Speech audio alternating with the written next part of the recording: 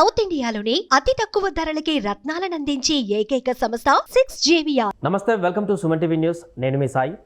ఆంధ్రప్రదేశ్ ఎన్నికలలో కూటమి అభ్యర్థులకు సంబంధించినటువంటి మార్పు చేర్పులపైన మరొకసారి చర్చ కొనసాగుతుంది. ముఖ్యంగా 3-4 స్థానాలపైన మార్పు చేర్పులు ఉండబోతున్నాయి బీజేపీ టీడీపీ మధ్య అనేటువంటి ఒక చర్చ అయితే కొనసాగుతుంది.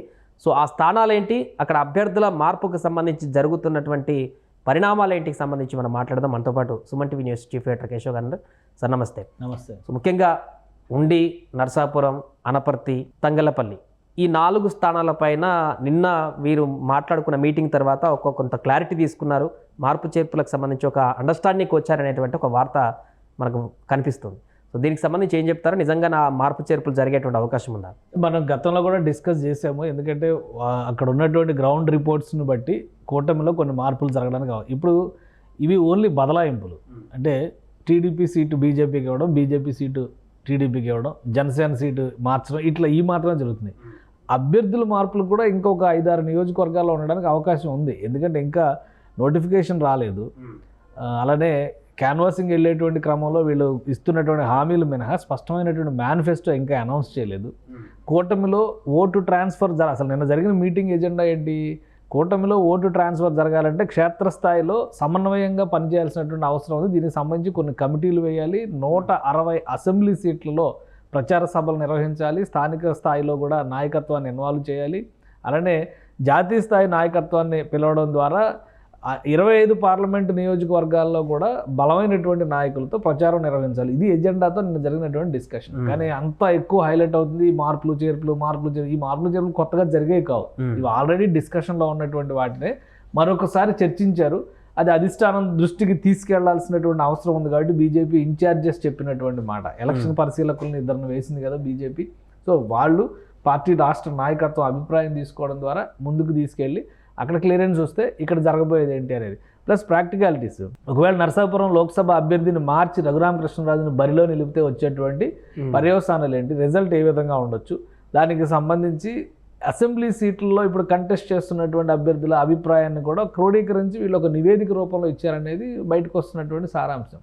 సో దానికి బదలాయింపుగా మళ్ళీ బీజేపీ నాయకులు కూడా కొన్ని ఆప్షన్స్ పెట్టారు. ప్రధానంగా ఇక్కడ రచ్చ నడుస్తుంది 2 సీట్ల పైన. అది అనపర్తి సీటు. ఆల్రెడీ మొన్న బీజేపీ అభ్యర్థిని ఇన్సల్ట్ చేశారు, అవమానించారు, మా కండవా వేసుకోవద్దు అన్నారు అనేది. అంటే ఒక అండర్స్టాండింగ్ లేకుండా ప్రచారానికి వెళ్తే వచ్చే సమస్య, అది సహజంగా వచ్చేటువంటిది అది. సో అక్కడ అభ్యర్థిగా అక్కడ శివరామకృష్ణరాజుకి ఇచ్చారు. ఆయన బలమైన అభ్యర్థి కాదు అనేటువంటి అభిప్రాయం వస్తుంది. ఆయన అభ్యర్థిగా ప్రకటించడానికి ముందరే నల్లమిల్లి రామకృష్ణారెడ్డిని అనౌన్స్ చేశారు, టీడీపీ అనౌన్స్ చేసింది. సో ఆయనకి వితౌట్ ఇన్ఫర్మేషన్ మళ్ళీ వీళ్ళు ఒక క్యాండిడేట్ని అనౌన్స్ చేశారు. కాబట్టి ఇది వీళ్ళకే అవమానం కాదు, వాళ్ళకే గౌరవం కాదు, కానీ ఒక క్లారిటీ తీసుకోవాల్సినటువంటి అవసరం ఉంది. ఎవరు ఇంటర్ప్రిటేషన్ వాళ్ళు ఇస్తున్నారు. కాకపోతే ఈ ఇష్యూలో ఇక్కడ జరుగుతుంది ఏంటంటే, చంద్రబాబు నాయుడు స్వయంగా ఆల్రెడీ ఉండి నియోజకవర్గం పైన ఆయన పరిశీలన జరిపారు. అలానే అనపర్తి మీద పరిశీలన జరిపారు. ఆ అభ్యర్థులు వచ్చి కూడా సమీక్షలు జరిపినటువంటి పరిస్థితి. 2 నియోజకవర్గాలకి ఆయన అభ్యర్థులు తెలుగుదేశం పార్టీ అనౌన్స్ చేసేసింది. అనపర్తిలో రామకృష్ణారెడ్డి అనౌన్స్ చేసింది, ఉండిలో శివరామరాజు సిట్టింగ్ ఎమ్మెల్యే, అది సిట్టింగ్ సీటు. సో అక్కడ ఆ డిస్కషన్ జరిగింది అనేది ఒక పాయింట్. ఉండి ఇష్యూ ఎందుకు వచ్చింది అంటే, నాకు రఘురామకృష్ణరాజుని ఎంపీ సీటుకి ఇస్తే, ఆయనకి ఎంపీ క్యాండిడేట్గా ఇస్తే ఇక్కడికి ఆయన ఎమ్మెల్యే క్యాండిడేట్గా అకామిడేట్ చేద్దాం అనేటువంటి చర్చలో భాగంగా జరిగింది. అయితే దానికి అంత సులువుగా బీజేపీ అధిష్టానం ఒప్పుకుంటుందా? ఎందుకంటే ఫస్ట్ నుంచి ఎంపీ సీట్లే మా లక్ష్యం అని చెప్పని వచ్చారు. ఇక్కడికి వచ్చినటువంటి దూతలు అనూహ్యంగా ఎమ్మెల్యే సీట్లు పెంచారు. సో ఇప్పుడు 11 ఎమ్మెల్యే సీట్లు అవుతాయి ఉండి తీసుకుంటే కనుక, కానీ 5 పార్లమెంట్ సీట్లు అవుతాయి. సో ఇది సమస్య అవుతుంది. 11 అసెంబ్లీ సీట్లు కావాలా, 5 పార్లమెంట్ సీట్లతో సరిపెట్టుకోవాలనేది అధిష్టానం దృష్టిలో తీసుకోవాల్సినటువంటి నిర్ణయం.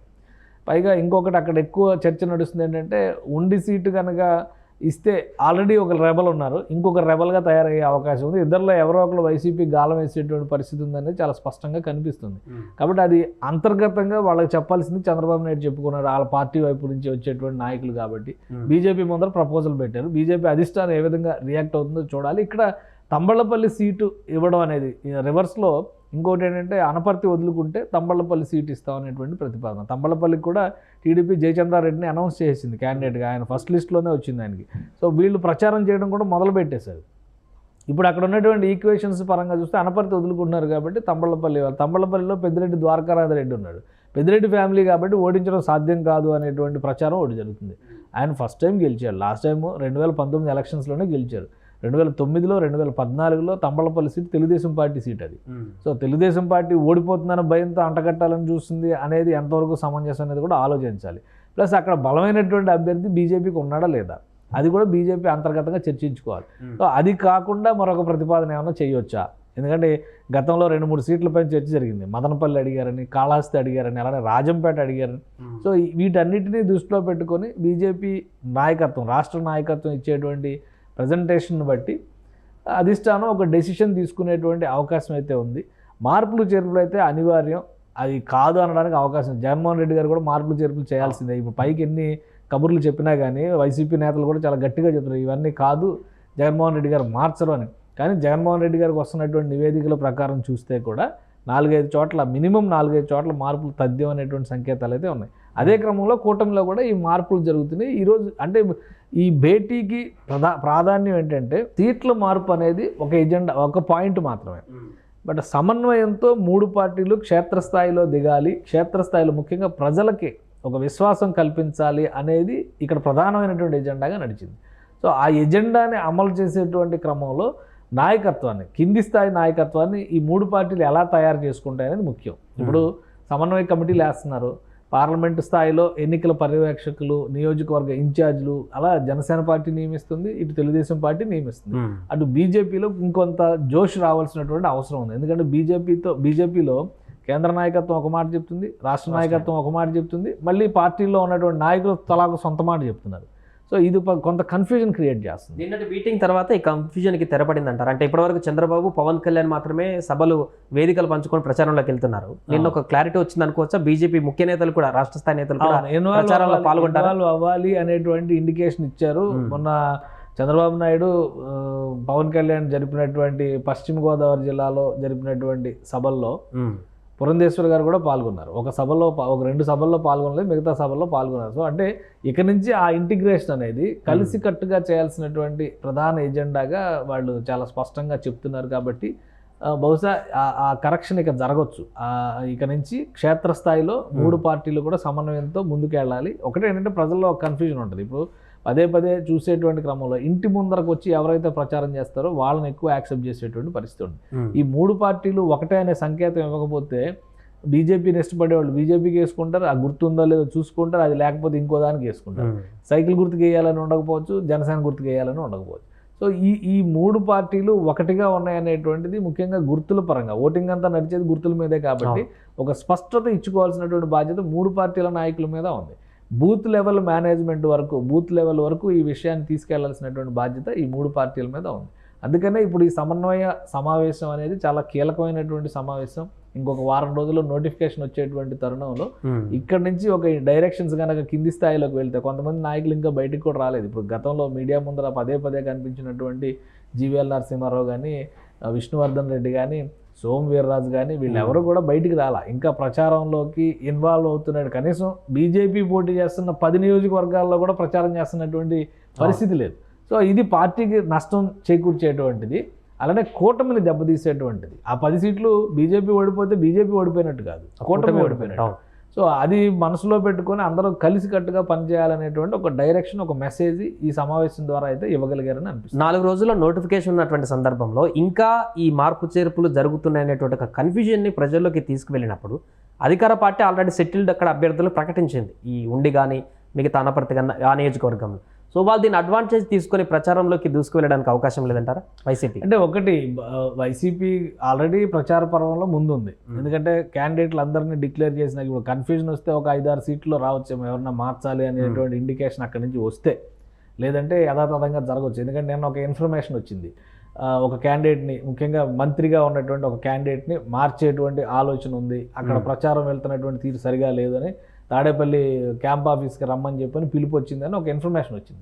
సో అంటే ఎందుకు పిలిచారనేది తెలియదు. ముందైతే ఒక రివ్యూ అయితే చేస్తారు. ఒక ఇన్ఫర్మేషన్ ఉన్నప్పుడు పలానా కాన్స్టిట్యున్సీలో మీరు వీక్గా ఉన్నారనేటువంటి ఇన్ఫర్మేషన్ వచ్చినప్పుడు ఆ అభ్యర్థిని పిలిచి మాట్లాడడం ఒక పద్ధతి, అభ్యర్థితో సంబంధం లేకుండా మార్పు చేయడం ఇంకో పద్ధతి. అలానే బలమైనటువంటి అభ్యర్థి అక్కడ ఉన్నారా లేదా అనేది కూడా చూడాలి. ప్లస్ ఈ మధ్య కాలంలో ఈ గత వారం 10 రోజుల్లో వైసీపీలో జాయినింగ్స్ కూడా ఎక్కువగానే జరిగినాయి. సో ఈ జాయినింగ్స్ జరిగినటువంటి విధానాన్ని బట్టి వాళ్ళలో ఎవరికైనా అవకాశం కల్పించాలా, ఇది పార్టీ అధిష్టానం తీసుకోవాల్సినటువంటి నిర్ణయం. కాబట్టి ఆ సమీక్షలు అనేవి జరుగుతాయి.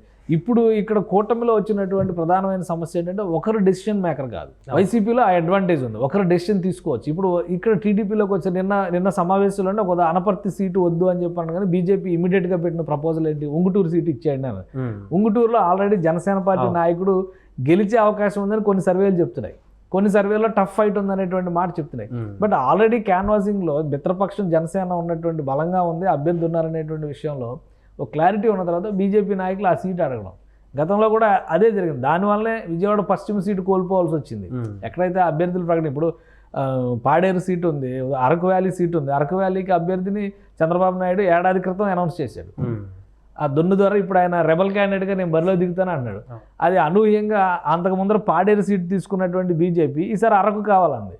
సో పొత్తులో భాగంగా అక్కడ టీడీపీ ఆ సీటు వదులుకోవాల్సి వచ్చింది. అక్కడ బలమైన అభ్యర్థి బీజేపీ కంటే టీడీపీకి ఉన్నారు. ఇప్పుడు పాంగి రాజారావుకి ఇచ్చింది బీజేపీ, గెలుస్తారా లేదా క్లారిటీ లేదు అక్కడ. అదే దొన్ను దొరకి ఇస్తే గెలవడానికి ఎక్కువ అవకాశాలు ఉన్నాయి, కానీ ఆ ప్రయత్నం చేయాలి. దీనివల్ల లాస్ ఎవరికి జరుగుతుంది, కూటమికి జరుగుతుంది.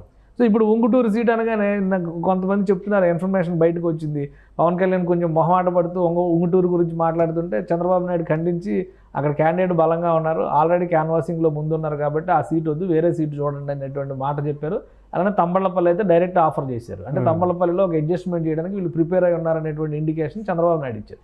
సో ఇది ముందు చూపు లేకుండా చేసేటువంటి కొన్ని ప్రతిపాదనలు, కొన్ని డిస్కషన్స్ అనమాట. బీజేపీలో అది జరుగుతుంది. దీనివల్ల ఏంటంటే కూటమిలో కోవర్ట్ ఆపరేషన్ జరుగుతుందనేటువంటి అనుమానం బయట వాళ్ళకు కూడా వస్తుంది. అది కూడా బీజేపీ వలన, బీజేపీ నాయకుల వలన.